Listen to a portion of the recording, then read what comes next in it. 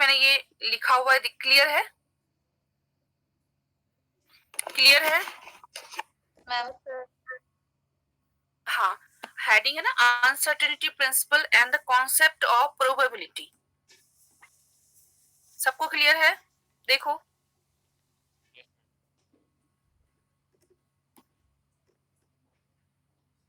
पढ़ा जा रहा है?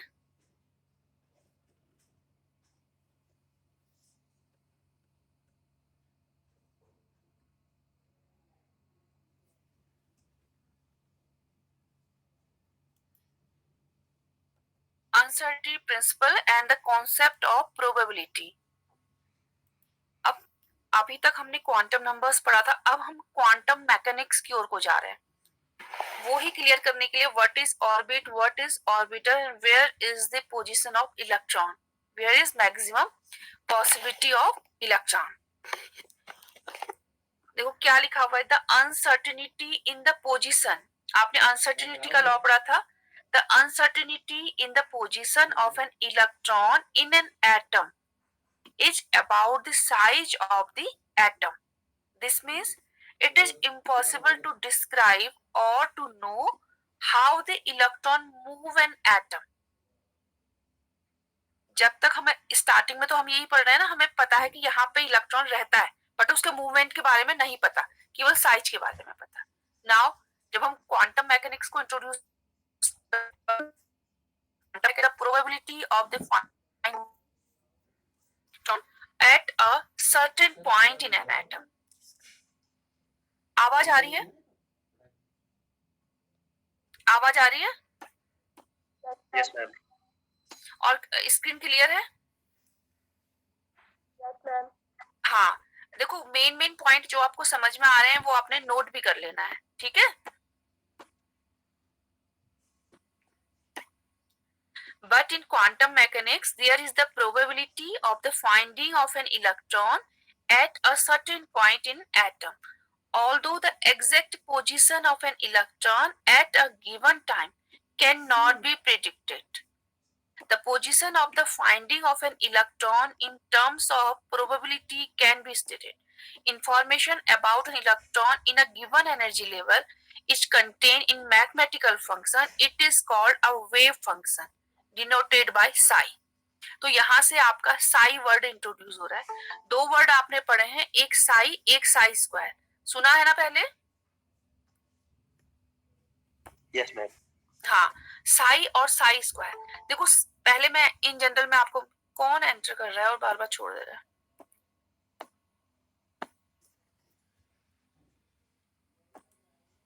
साई और साई स्क्वायर आपने अभी तक पढ़ा था, दो वर्ड पढ़े हैं, एक है ऑर्बिट, एक है orbiter. Orbit mean energy levels, ठीक है? क्लियर है ना सबको? क्लियर है एनर्जी लेवल्स क्या होते हैं? आवाज बोलो, यस और नो, अनम्यूट करके। हाँ, न्यूक्लियस है, न्यूक्लियस के चारों ओर सर्कल्स बने हैं जिनको हम ऑर्बिट कहते हैं। न्यूक्लियस से ऑर्बिट की distance principal quantum number n से हमें पता चलती है। And these circles are energy levels. कितनी एनर्जी है वो एनर्जी लेवल्स है। अब उन सर्कल्स के अंदर हमारे ऑर्बिटल्स हैं जो हम angular momentum quantum numbers L से फाइंड आउट करते हैं। मेन वर्ड है एंगुलर मोमेंटम, जहां पे हमारे इलेक्ट्रॉन की पॉसिबिलिटी मैक्सिमम होती है फाइंड करने की, कहां पर मिल सकता है। अब उसको हम मैथमेटिकली देख रहे हैं। जब तक हमने बोस थ्योरी पढ़ी थी तब तक हम अनसर्टेनिटी प्रिंसिपल या ड्वेल नेचर के बारे में नहीं जानते थे। जब ड्वेल नेचर और अनसर्टेनिटी का प्रिंसिपल आया और क्वांटम मैकेनिक्स तो स्टार्ट बोस थ्योरी से हो गई थी। क्वांटाइजेशन उन्होंने बताया था कि जो एंगुलर मोमेंटम के फॉर्मूले को, क्वांटम के फॉर्मूले को फॉलो करेगा वो ही सर्कल्स परमिसिबल होंगे। But the limitation is not introduce the uncertainty principle and dual nature. जब अनसर्टेनिटी प्रिंसिपल भी हमें पता चला, ड्वेल नेचर, तो इन सब कंबाइनेशन से हमारा क्वांटम मैकेनिक्स आगे को बढ़ा है। तो हमने ऑर्बिट और ऑर्बिटर्स को डिस्क्राइब करने के लिए मैथमेटिकल वे पढ़ा है, ठीक है? तो दो वर्ड यूज हुए हैं, एक है साई, एक है साई स्क्वायर। तो उससे हम डिफाइन करेंगे what is orbit, what is orbital और इलेक्ट्रॉन क्या है, कहां पर रहता है। क्लियर है सबको इतना? किसी को कोई कंफ्यूजन तो नहीं है? तो एक बार प्लीज रिपीट कर दो। क्या रिपीट करूं बेटा, बताओ। वेव फंक्शन है वेव फंक्शन क्या? Wave function Sai. हाँ नहीं, साई तो मैं आगे बताऊंगी। अभी ये है कि देखो, मैं कह रही हूँ नया वर्ड साई इंट्रोड्यूस हुआ है। वेव फंक्शन जो है मैं आगे पढ़ा रही हूँ। साई है क्या, जो हम आगे ऑर्बिट और ऑर्बिटल्स पढ़ चुके हैं। साई क्या है? Wave function. जैसे हमने जब थ्योरेटिकली पढ़ा था, हमने बोस थ्योरी पढ़ी थी, तब हमने इंट्रोड्यूस किया था, स्टार्टिंग करी थी क्वांटम्स की, कि फ्यू परमिसिबल ऑर्बिट्स जो है वहीं पर इलेक्ट्रॉन का मूवमेंट्स होता है। सर्कल तो बहुत होते हैं, बट सम परमिसिबल ऑर्बिट्स में ही इलेक्ट्रॉन का मूवमेंट होता है, जो एंगुलर मोमेंटम के फॉर्मूले को फॉलो करेगा। ठीक है, तो उसको ही हम वहां से, हमारा quantum quantization of energy start हुआ है दिस एनर्जी लेवल से। अब उसमें हमने ऐड कर दिया अनसर्टेनिटी प्रिंसिपल और ड्वेल नेचर। तो यहाँ से वेव फंक्शन स्टार्ट हुआ है, जिसको हम साई कहते हैं। अब जो मैं आगे पढ़ाऊंगी वहां पर आएगा what is Sai, what is psi square. ठीक है, अभी जस्ट हम ये पढ़ रहे हैं कि वेव फंक्शन को डिनोट करने के लिए हमने एक नया वर्ड यूज किया जिसको हम साई कहते हैं। ठीक है, the probability of finding an electron, देखो क्या लिखा है, the probability of finding an electron at any point in space whose coordinates are x, y and z is given by the square of the wave function psi. That is the probability of finding of an electron h psi square. तो दो word हो गए, एक साई है, एक Sai square है। वो three dimensional space जो है वहां पर इलेक्ट्रॉन कहाँ मिलेगा, probability of the finding of electron is called Sai square and the wave function is called Sai. ठीक है, अब ये इसी को हम और आगे अच्छे से डिफाइन करेंगे। अभी जस्ट हमने इंट्रोड्यूस किया what is psi and what is psi square. Wave function को डिफाइन करने के लिए एक Max Born interpretation of wave function है। इसके अकॉर्डिंग क्या है, the probability of finding the particle in a region is proportional to the value of psi square. More precisely psi square is the probability density. Psi square क्या है? Probability density. The probability that the particle will be found in a small region divided by the volume of the region. ठीक है, ये एक formula निकल जाता है कि हम डेंसिटी से डिवाइड कर देते हैं। ये अभी आगे ग्राफ बनाओगे तब समझोगे, अभी स्टेप वाइज समझो। पहले हमारा इंट्रोड्यूस हुआ साई एंड साई स्क्वायर, उसके बाद एक साइंटिस्ट मैक्स बॉर्न ने हमें इंट्रोड्यूस कराया कि the probability that the particle will be found in a small region divided by the volume of the region, कि कितना प्रोबेबिलिटी है वो हम डेंसिटी से डिवाइड करके निकालते हैं। तो इसको हम कहते हैं प्रोबेबिलिटी डेंसिटी। अब इसकी वैल्यू अगर ज्यादा होगी, देखो whenever psi square is large the particle has a high probability density. If psi square is small the particle has only a low probability density. Because of the square of any number is positive, ये word ध्यान से समझना, because the square of any number is positive we do not have to worry about psi having a negative sign. तो psi should be always positive, positive values आती है सारी। Whenever psi and psi square is zero the particle है zero probability density, negative में नहीं होगी, zero होगी या नंबर होगा कोई। A location where psi passes through zero is called a nodes. Mean nodes कहाँ पे होता है, जहां पे अगर जीरो वैल्यू आ गया मीन वहां पे इलेक्ट्रॉन की मिलने की पॉसिबिलिटी जीरो है नोड्स पर। ध्यान से बात को समझना, अगर कोई वैल्यू आएगी तो वहां पर मीन जितनी ज्यादा वैल्यू होगी तो इलेक्ट्रॉन को फाइंड करने की प्रोबेबिलिटी ज्यादा होगी, कम वैल्यू होगी तो कम होगी। पर जहां पर जीरो आ जाएगी हमारी कैलकुलेशन मीन नोड्स।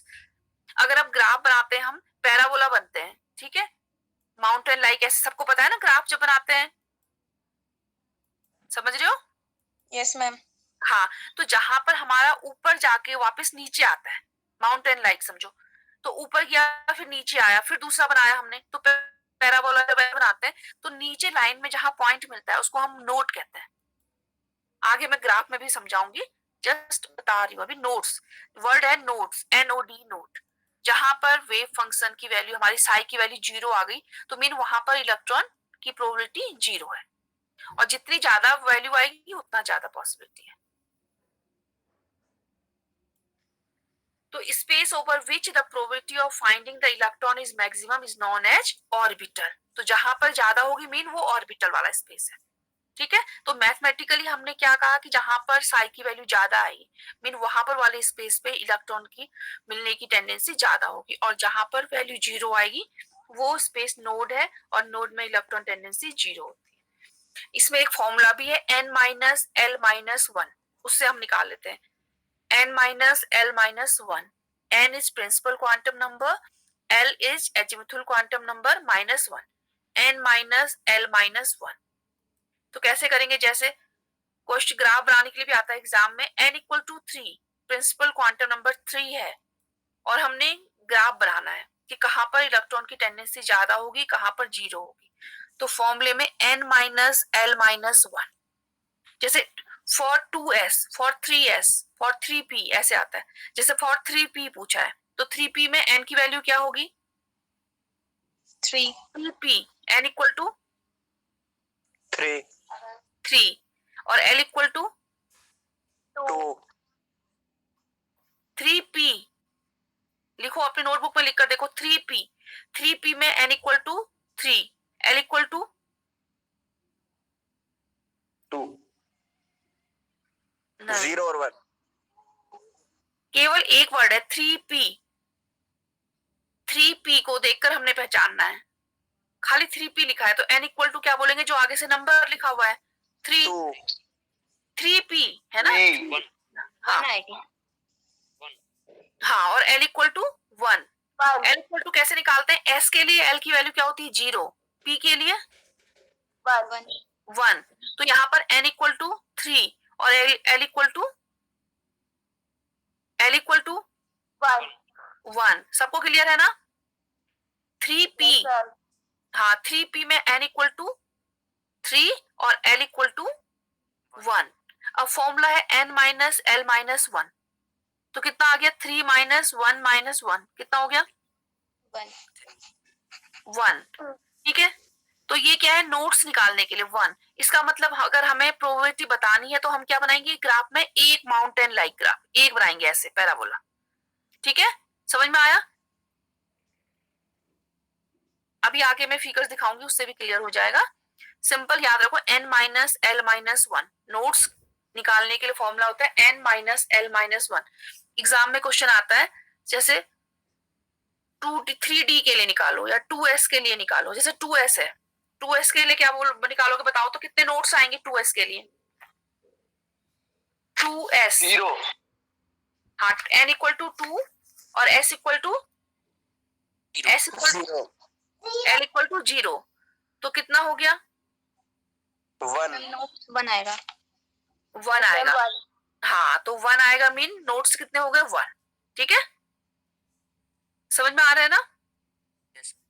हाँ, अब आगे, अब इतना हमको समझ में आ गया कि साई क्या होता है। The wave function psi is obtained by, यहाँ पर देखो क्या लिखा है, space over which the probability of finding the electron is maximum is known as orbitals.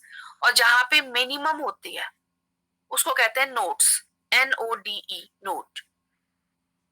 और जहां पर साई की वैल्यू 0 होती है तभी हमारा कैलकुलेट होता है। साई की वैल्यू 0 आएगी मीन नोड, वहां पर इलेक्ट्रॉन की प्रोबेबिलिटी 0 है।